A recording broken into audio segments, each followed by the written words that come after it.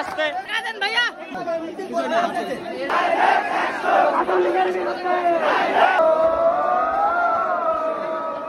আছে।